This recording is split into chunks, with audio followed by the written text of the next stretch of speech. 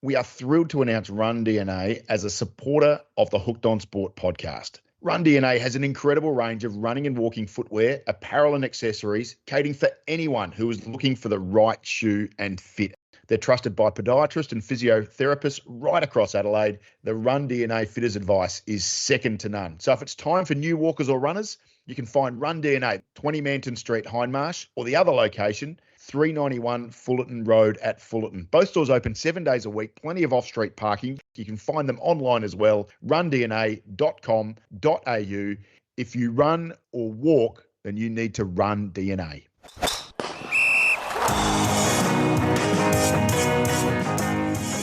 It's the 10th of April and it's All Go in SA with the Gather Round now underway. And to tell us about what's happening in sport this week, Ben Hook. Oh, Wallace, what a week. Yeah, I'm still a little bit in the hangover period after South Australia's incredible cricket performance. But, yeah, traffic was nuts tonight. It's half-time at the footy, Crows leading by a couple of goals. But trying to pick up kids, get through the city, it was unbelievable. So, yeah, it's just that real feeling that Adelaide is the epicentre of the nation right now, and it is so exciting. Yeah, there's a lot of people around and there's a real buzz around the city. It's brilliant. And good luck trying to get some sleep because the Masters starts 11 o'clock tonight. What are your thoughts for the Masters in 2025? Yeah, I'm really excited about this tournament. I think there's a couple of things that stand out to me. So we're massively, I guess, pro-live golf here in South Australia because it's been such a huge event in Adelaide. It's one of the few remaining opportunities for the stars of the live tournament to stake a claim at a major. Now, look, I accept that Bryson DeChambeau is the current holder of the US Open, but I feel like one of their 3 or 4 big names needs to make a real mark at the Masters if they want to retain any resemblance of international relevance that they've got right now. So they're huge in Adelaide and it's almost off the charts, no interest whatsoever outside of our metropolitan area, which is sort of hard to believe. But you've got John Rahm, who was a winner 3 years ago, Brooks Koepka, who's threatened at the Masters previously and fell most notably in 2019 when Tiger won it.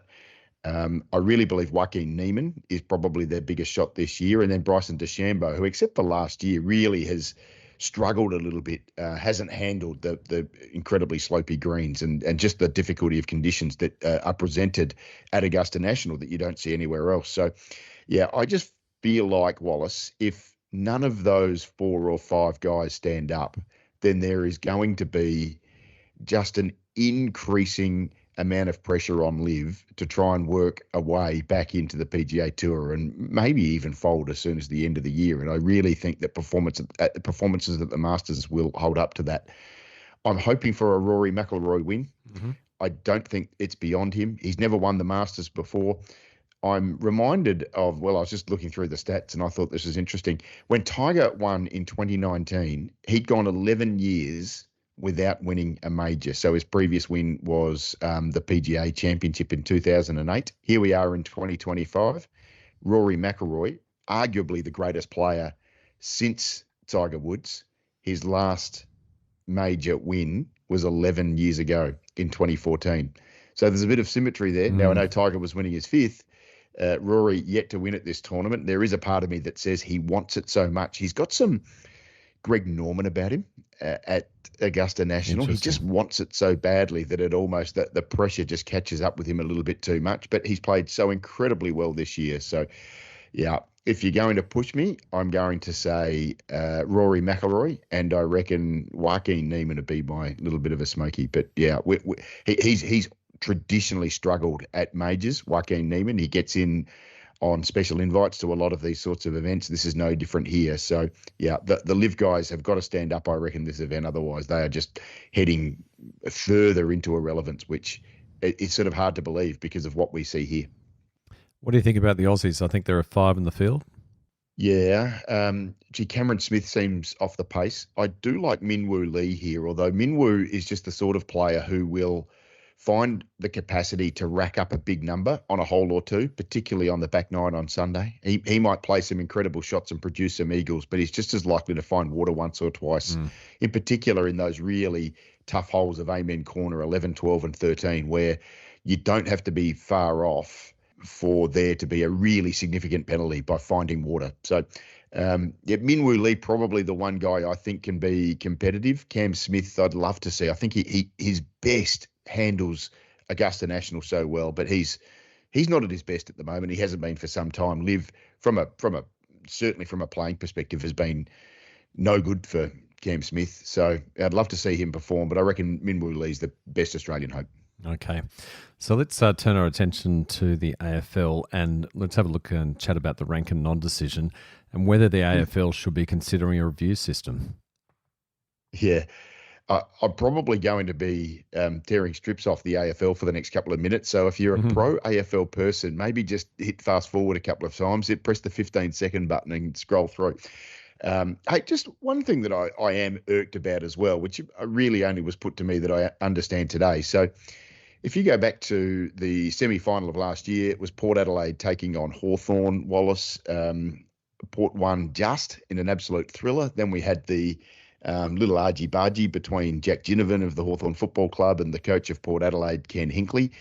Ken gave the flying symbol, which we may well see on Sunday evening. He was fined $20,000 for that, and the AFL have been pretty belligerent in their stance that fine should stand, even though other coaches have had some altercations with other players since, and it's nothing more than a warning. But they then promoted the heck out of this game, put it into the absolute prime time slot of the last game of gather round for Port Adelaide and Hawthorn to be together. I'm sure there was some stuff leaked about it this week because it's been quite high profile, the discussion, the reliving of that event.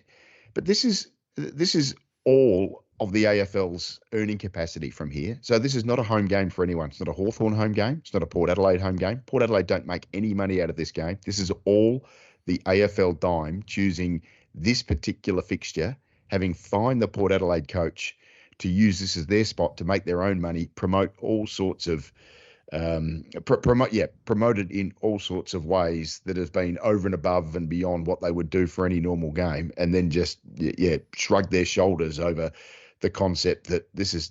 I mean, I just feel sorry for these two clubs that are just complete pawns in all of this, while the AFL makes all the dollars out of it. It's a bit unbecoming.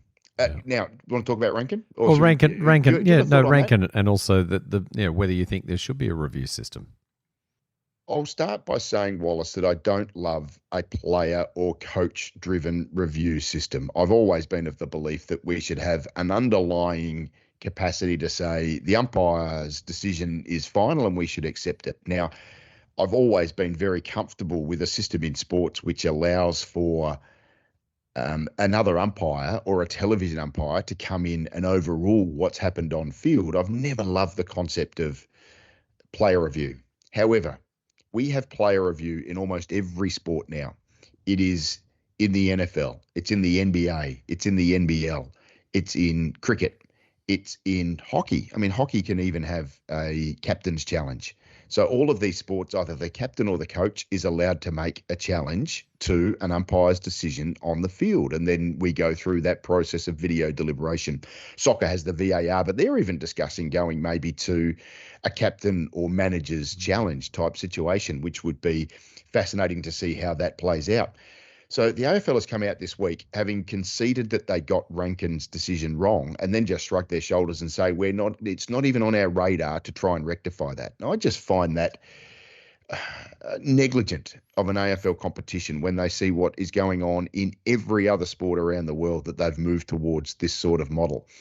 The other thing about these types of decisions is that they're very easy to understand what's going on. I mean, umpiring, there will always be human error in umpiring, but what happens in the last 5 minutes of tight games is umpires put the whistle away. That has been the common understanding. It happens in finals all the time when it gets tight. The umpires just do not blow the whistle. And it's not lost on me that of the 4 games that the AFL has conceded could have been affected by adverse decisions against the Adelaide Crows, there was one freak scoring decision where an umpire thought it hit the post and it actually went through for a goal and he never reviewed it. The other 3 were warranted free kicks to the Adelaide Football Club that were not paid.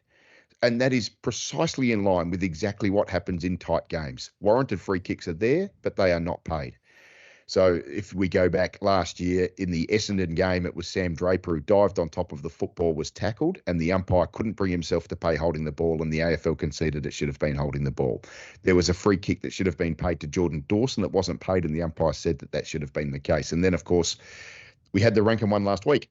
So it's fairly obvious that you need to do something towards the end of games. And I would actually look at coming up with a system that says in the final quarter, just in the final quarter, each coach has one challenge.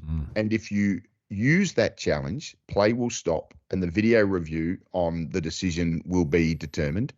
And if it is upheld, you will get the free kick. If it's dismissed, then you will pay a pretty serious penalty for that. So I would suggest it's probably a free kick against and a 50-metre penalty may be added. So similar to what would happen if you've transgressed with too many players on the field or something like that. I think that is eminently reasonable. I think the AFL has an obligation to be looking at ways that they can get the right decision. And yes, I understand that it's a flowing game and you don't want a multitude of these types of challenges, but the AFL does stop its match routinely to try and work out score reviews. So I think to allow an AFL coach towards the end of a game the opportunity to stop play to review a decision that may be critical to the overall result of a game is not unreasonable. Only needs to be 5 minutes. You can trial it in preseason games. It only needs to be the last quarter is probably what would be more reasonable. In the last quarter, each coach gets one challenge. You've got 15 seconds after a decision to ask for it to be reviewed. And once you've got that train in place, if it is dismissed, then you pay a penalty for that. There's a bit of a disincentive to use it frivolously. So I just am absolutely of the belief, and this is not me talking as an Adelaide Crows fan, this is just me talking as someone who I think sees what is happening in world sport, and the AFL should be coming along for the ride. And I'm stunned that they don't think it's that important. Interesting points, Hookie. What are your thoughts about Gather Round in particular, the Barossa venue? Hey, I have a watch, Wallace. This is on notice for me. We all understand what happened at Mount Barker with Summit Sports Park. There was 23 million thrown at that venue and it became so expensive to open the doors. The football club that was supposed to play there week in, week out, the Mount Barker Football Club that were moving 3 or 4 kilometres down the road into this new venue, could not afford to open the doors and play there with the fees that it cost to actually get it open and get it running. So that was the cautionary tale. And here we are 2 years later, and we're about to open what was the old Lindock Oval. It's now called Barossa Park. And Barossa District Football Club in 3 weeks will head from Williamstown to Lindock to take over usage of Barossa Park. $40 million upgrade. Now, Bim Lange is the mayor of the Barossa, and I've had a bit to do with him, and I'd like to think that he's across this. But I am really concerned about a venue like that. The one beauty about Gather Round is that it does provide great facilities for communities, but they've got to be able to be affordable. So we're 0 from 1 with Summit Sports Park. That is the greatest white elephant in the history of the Adelaide Hills sitting up there, not being used by either cricket or football at the moment. And Mount Barker are going to be playing at their old ground again this year. And I hope that there is a reasonable deal being struck with the Barossa District Football Club, the Bulldogs, moving from Williamstown to Lindock to play at Barossa Park going forward, because if that is a failure, it's an expensive place. It's $40 million. It's an expensive place for a local football club to use. All of the facilities, the bar staff, everything that you're going to have to open, that's a real watch for me. It almost reminds me a little bit about Live Golf and how that's going to work out at North Adelaide, Wallace. They want to spend $50 million there. And they want to turn it into one of the greatest public access courses in the world. So, they're thinking about trying to compete with the old course, which is a public access course. Pebble Beach, public access course. Now, I played the old course last year. Full tote odds to play there is £280, about best part of $600. You're going to spend $50 million and try and do the North Adelaide golf course up and expect people to still be paying $60 or $70. I mean, the maths doesn't add up. And that's my concern about Barossa Park as well. Will it add up long term for local community sports clubs to front up and play there? Because the expense of opening those doors gets very, very steep very quickly. And it's been a disaster at Mount Barker, and I hope we don't follow suit and make another huge mistake with what's going on in the Barossa. Now, well, last week you previewed the golf semi-finals, and you pretty much were almost 100% right in your predictions. What are your predictions for the grand finals this weekend? Wallace, I did receive a little text message after last week and before the finals from a mate of mine at Royal Adelaide who did seem to suggest that I was a little bit too negative about my club and I should be more supportive, and I'm yet to send the message back. Well, I told you so, because Royal Adelaide did go down in the women and in the men. As I predicted. The one shock result, I would probably argue, was what happened in the men's final between Grange and Kooyonga. Kooyonga went into that as the undefeated team and were defeated by Grange, and the score in that match was 4-3. So huge result for the Grange. Kooyonga, top of the table, bounced out at semi-final level. And then, of course, it was Glenelg who beat Royal Adelaide and won pretty comfortably as well. And Royal Adelaide, as I said, will be a little bit disappointed with that, just simply on the basis of the fact that only 3 weeks before Royal Adelaide had turned the tables on Glenelg. So we'll see a Grange-Glenelg final. Some of the stars of each of the two teams, Ross Steedman has been very, very good the last 3 years for the Grange. Josh Hayes has been in exceptional form for Glenelg this year, and there's a possibility those two will match up. Michael Mund, a good mate of mine, played a lot of district cricket for Woodville and is now the number 4 for Glenelg. Nick Wake is another really interesting story. Been the senior amateur champion, so one of the older guys in pennant golf, and he'll be a real threat down the order for Glenelg and may well face up against Mark DeMarcy, a former very, very good footballer, played a fair bit of league football in the SNFL and now a really good golfer as well. So that's going to be a magnificent matchup. In the women, it'll be Kooyonga taking on Glenelg. Glenelg, of course, beat Royal Adelaide in the semi-final, and Kooyonga came from 4th to beat the top team, the Grange. So Royal Adelaide and the Grange were missing a couple of players who are off to the Junior Amateur Championship up in Queensland, which has been going on this week. At Kooyonga, probably the least affected by it all, Matilda Miles has been in exceptional form this year, and I think it's going to be a great matchup. I probably think Kooyonga wins from here, and they've won it the last 2 years as well. So there'll be 2 really exciting games. They're all at Royal Adelaide, so it's great watching. If you're interested in golf at all, you should pop into Royal Adelaide. I'll see if I can work out while we're chatting what times the actual matches are. So looks like it's 9:15 for the Simpson Cup. And then the Sanderson Cup, let me just find it here. There we go. We're going to start loading now. That's at 10:15. So all within an hour of each other. No ropes that you have to stand behind. You can get pretty much, in and amongst the groups and the players as they take it on out there. So it's going to be a couple of cracking matches Sunday morning at Royal Adelaide Golf Club. Yeah, brilliant. Great viewing around the course, especially around the 8th and 12th.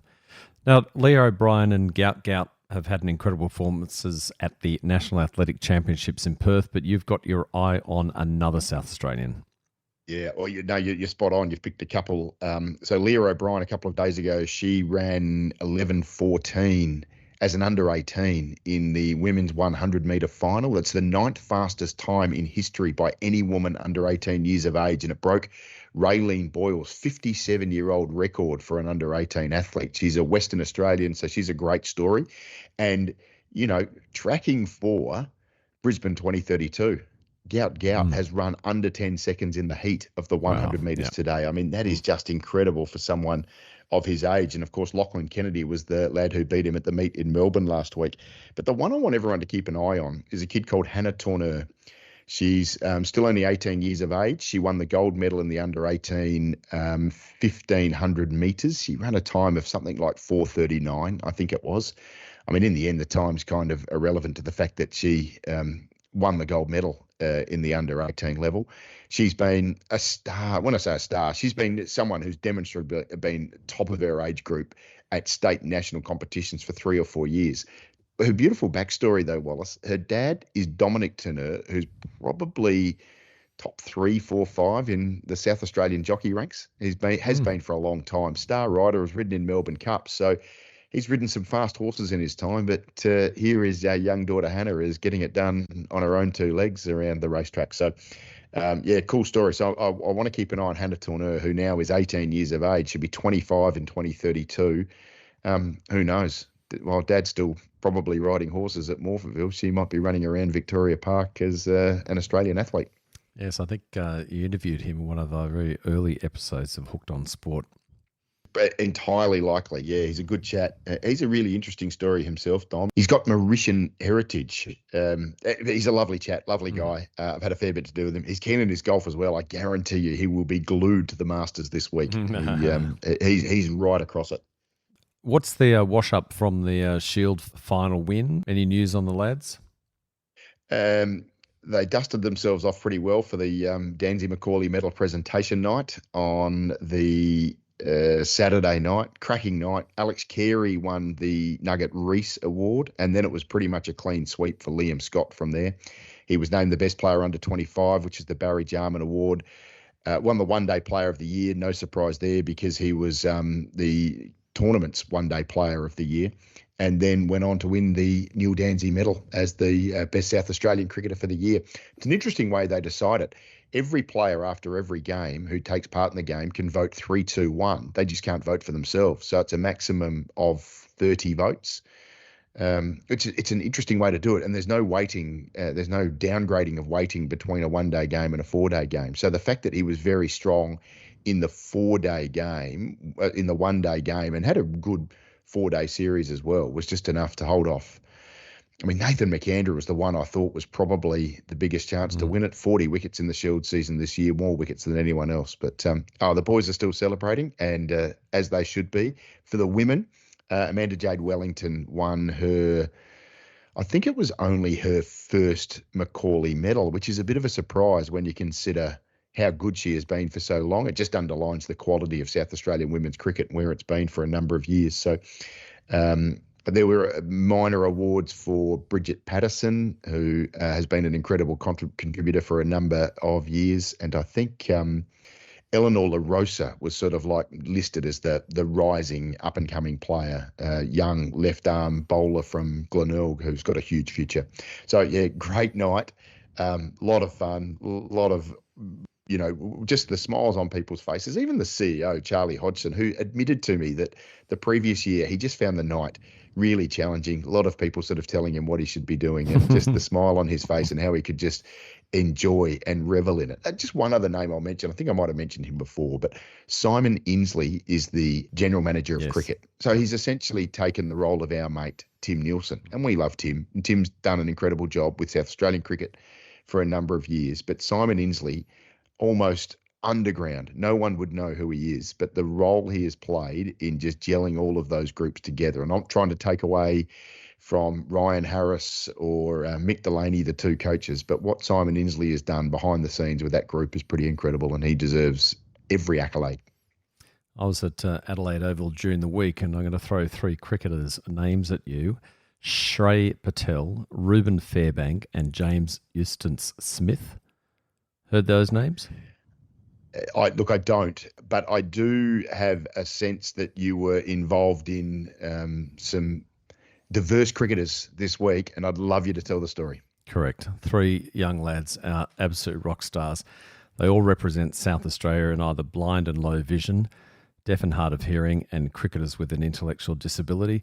Two of them also represent Australia, and Ruben was, had a great smile on his face when he was sharing the fact that they beat England 5-0. He said it should have been 8-0. There were three washouts.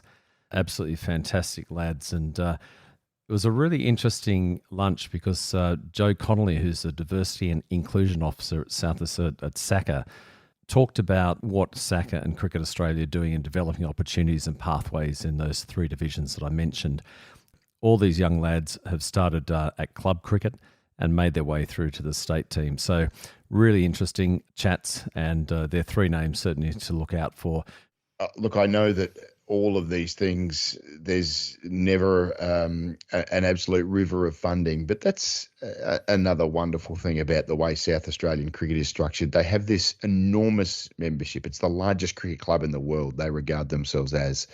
And you can understand that, a big sporting club looking to maximise their membership base and how they can invest wholly and solely in the top end of town. But the fact that they do get involved in these diverse programs. We met a few of these guys. You and I are at a test match dining on the second or third day of the test and caught up with them. And the fact that, look, it's easy to like South Australian cricket at the moment and everything they've done, but the fact that they utilise their big membership base to be able to support alternative programs like this, Indigenous programs as well. I mean, Jackson Gillespie, Jason's son, is up competing in that tournament at the moment. Jason and Annie Dubois, I think it was, were listed as the Indigenous Players of the Year at the Danzy Calling Medal last week. So, yeah, look, obviously we live and die by what happens at Sheffield Shield and WNCL, but Saka goes a lot further than that too. Oh, they certainly do. And there was a big applause when we talked about the Sheffield Shield, and the boys had smiles on face. I must be remiss of me to let you know that there were some exhibition matches prior to them going in January to the National Cricket Inclusion Championships in Brisbane.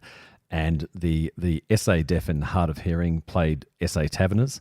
The SA Blind and Low Vision Cricket team played the South Australian Parliamentarians, and the SA Cricketers with Intellectual Disability were up against the SA Police. And I believe that it was a very tight game versus the Police, but the Police just came out on top.